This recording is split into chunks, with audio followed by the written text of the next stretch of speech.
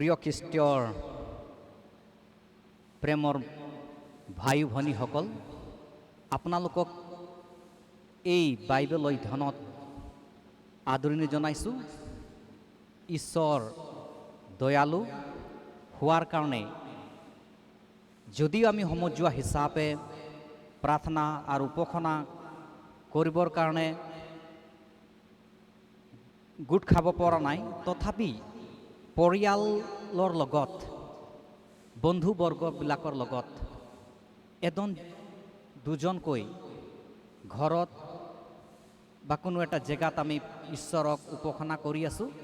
গতিকে আমি এই সুযোগৰ বাবেও ঈশ্বৰক আমি ধন্যবাদ দিয়াটো উচিত। আমি বাইবেলৰ মথি লিখা 18 অধ্যায় 20 পদত যদি পঢ়োঁ, আমাক ইয়াত এনেধৰণে লিখা আছে, কিয়নো যি ঠাইত 2 বা 3 জন মোৰ নামেৰে গোট খোৱা হয়, সেই ঠাইতে ময়ো তেওঁলোকৰ মাজত থাকোঁ, প্ৰাৰ্থনা কৰিম। সৃষ্টিকৰ্তা ঈশ্বৰ জীৱিত হোৱা, তোমাক এই সময়ত আমি ধন্যবাদ কৰিছোঁ। তোমাৰ দয়া আৰু অনুগ্ৰহ থকাৰ কাৰণে এই পৰলৈকে আমি জীৱিত আছোঁ, প্ৰাণবায়ু পাইছোঁ আৰু এই সংসাৰত জীয়াই থাকিবলৈ সুযোগ পোৱাৰ বাবে তোমাক ধন্যবাদ কৰিছোঁ। এতিয়া তোমাৰ বাক্য অধ্যয়ন কৰিম। পিতৃ, তুমি পবিত্ৰ আত্মা পঠাই দিবা। ইয়াৰ যোগেদি আমি তোমাৰ পৰা যি ঈশ্বৰীয় বাণী তাক অন্তৰত লভিব পাৰিম। ত্ৰাণকৰ্তা প্ৰভু যীশুখ্ৰীষ্ট নামত যাচনা জনাইছোঁ, আমেন।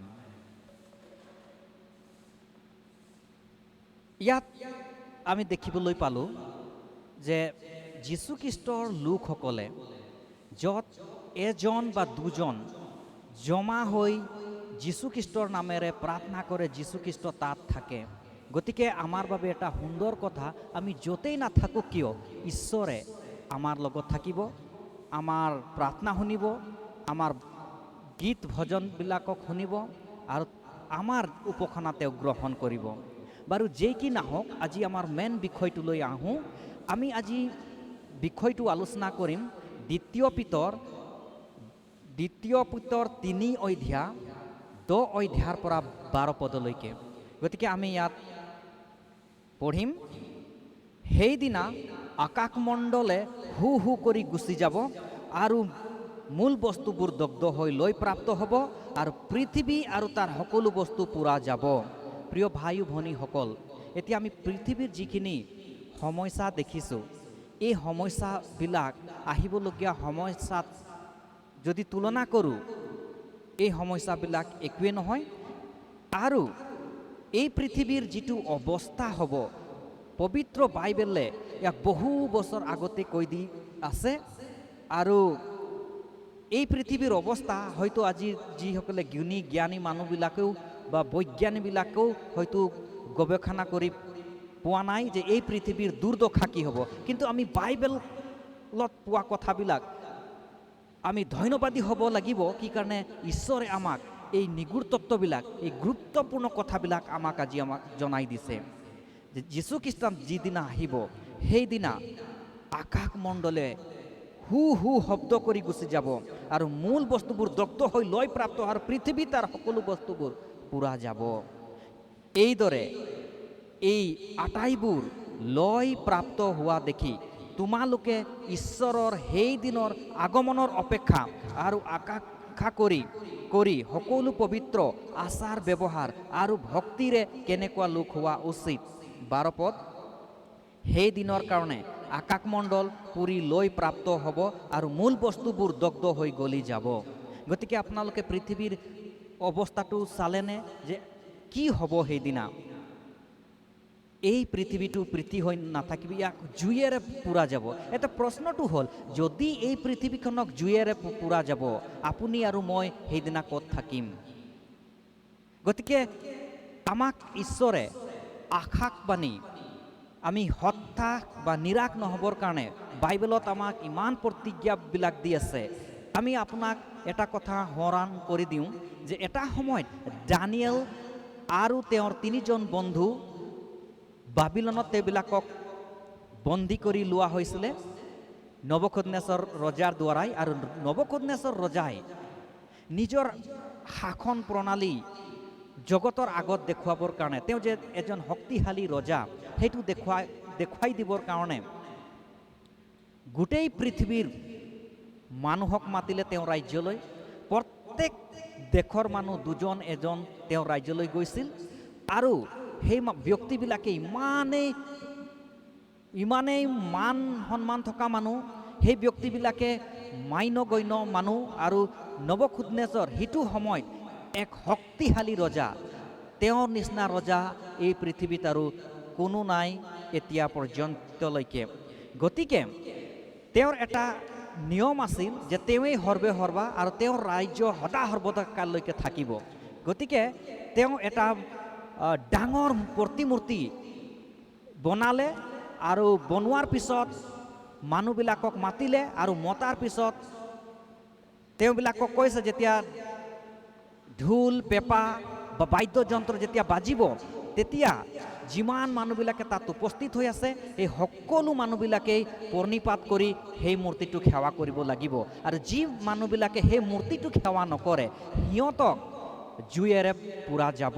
এই আজ্ঞা কঠোৰ আজ্ঞা, আৰু এই আজ্ঞা সকলোলৈ আজ্ঞাটো আছিল। আৰু সেইকাৰণে এতিয়া যেতিয়া ঢোল বাজিলে, পেঁপা বাজিলে, বাদ্যযন্ত্ৰবিলাক ডাঙৰ ডাঙৰ বাজিবলগীয়া হ'ল, চব মানুহবিলাকে মাটিত পৰি প্ৰণিপাত কৰিছে আৰু সেৱা কৰিছে সেই মূৰ্তিটোক। কিন্তু দানিয়েলৰ 3জন বন্ধু আছিল, ছদ্ৰক, মইশক, অবেদনগো।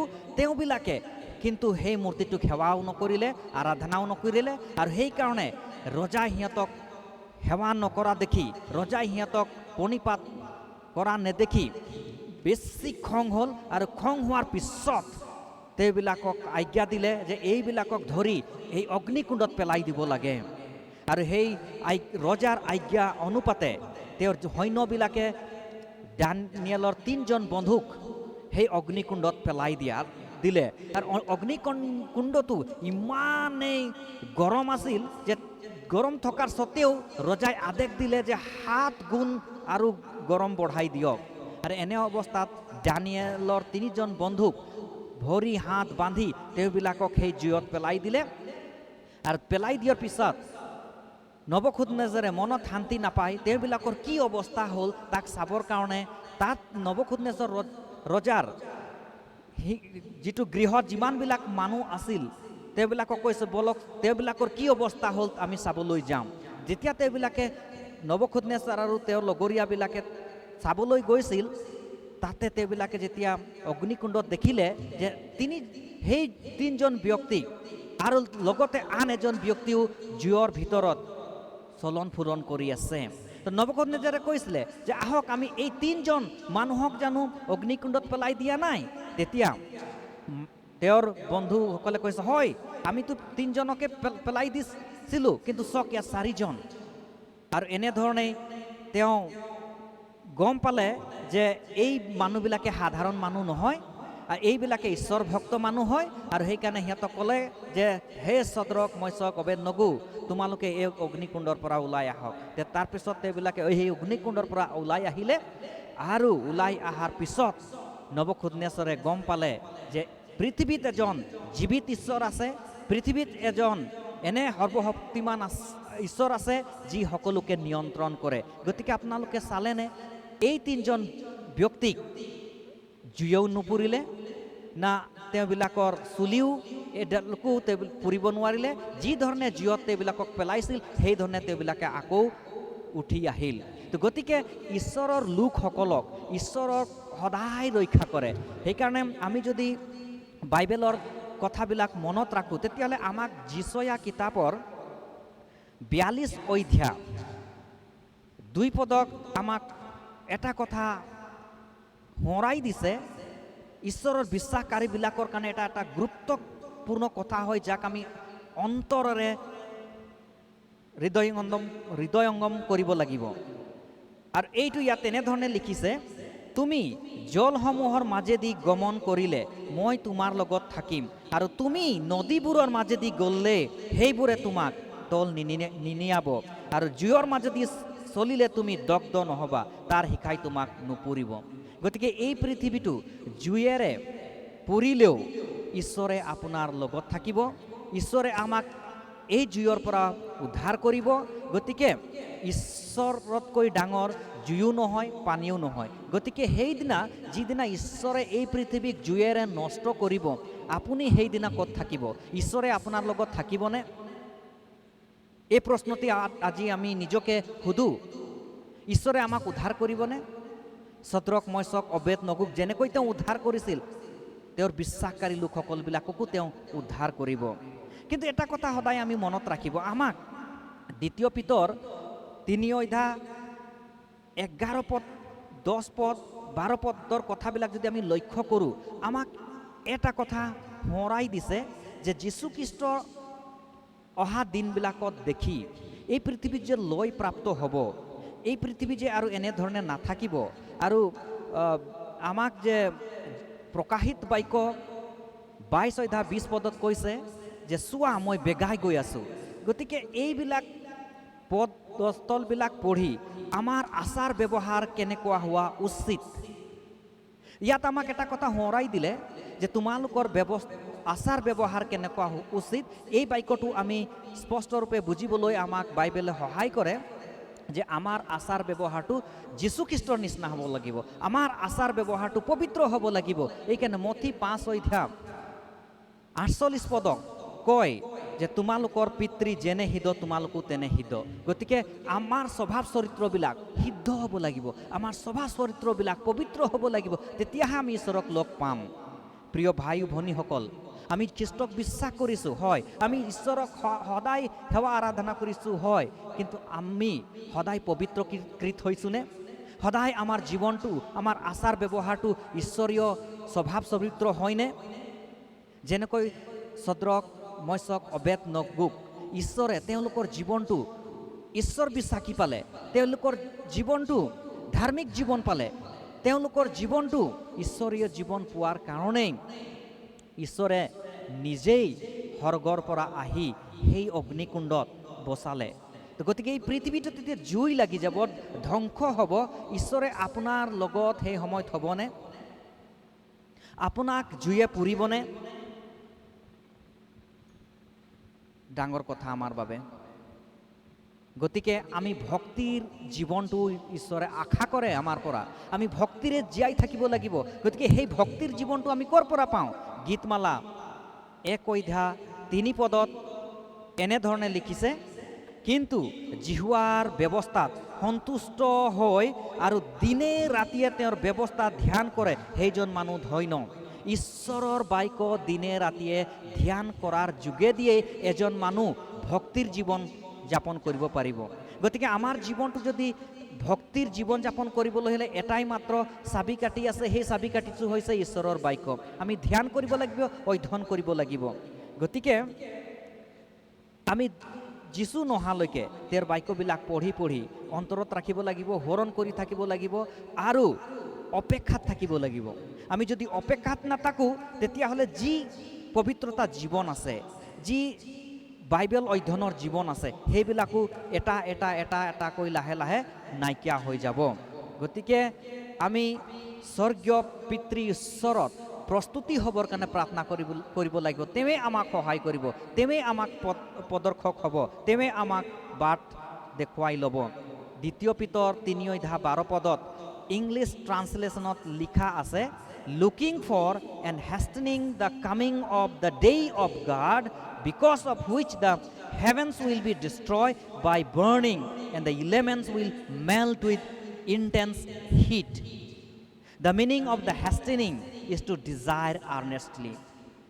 ঈশ্বৰে আহিবৰ কাৰণে নিৰন্তৰে ইচ্ছা কৰি আছে। প্ৰভু যীশুখ্ৰীষ্ট কোন পৰত আহিব আমি নাজানো, তেওঁ কিন্তু আহিবৰ কাৰণে সদায় এই পৃথিৱীৰ আহিবৰ কাৰণে ইচ্ছা কৰি আছে, খৰখেদা কৰি আছে। কিন্তু আপুনি ঈশ্বৰক লগ পাবৰ কাৰণে খৰখেদা কৰিছেনে?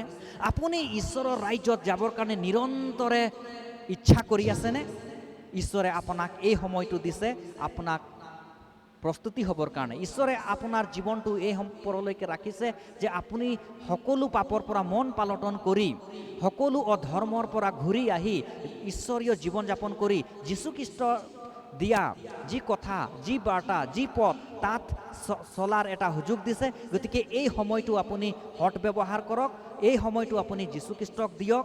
ঈশ্বৰে আপোনাক নিশ্চয় ধৰ্মীয় পথ চলাই লৈ যাব আৰু যিদিনা যীশুৱে আহিব সেইদিনা আপুনি আচৰিত নহ'ব, যিদিনা যীশুৱে আহিব সেইদিনা আপুনি ভয় নাখাব, যিদিনা যীশুৱে আহিব আপুনি সুখী হ'ব, আশাত আনন্দিত হ'ব আৰু আপোনাৰ যি আশা আছিল সেইদিনা সম্পূৰ্ণ হ'ব। যীশুৱে আপোনাক আশীৰ্বাদ কৰক, যীশুৱে আপোনাৰ লগত থাকক আৰু যীশুৱে সদায় আপোনাৰ জীৱনটো কুশলে মংগলে ৰাখক। তেওঁ আপোনাক স্বৰ্গলৈ নিনিয়ালৈকে আপোনাক পবিত্ৰকৃত ৰাখক। এই মোৰ প্ৰাৰ্থনা। ঈশ্বৰ আপোনালোকক আশীৰ্বাদ কৰক। আমেন।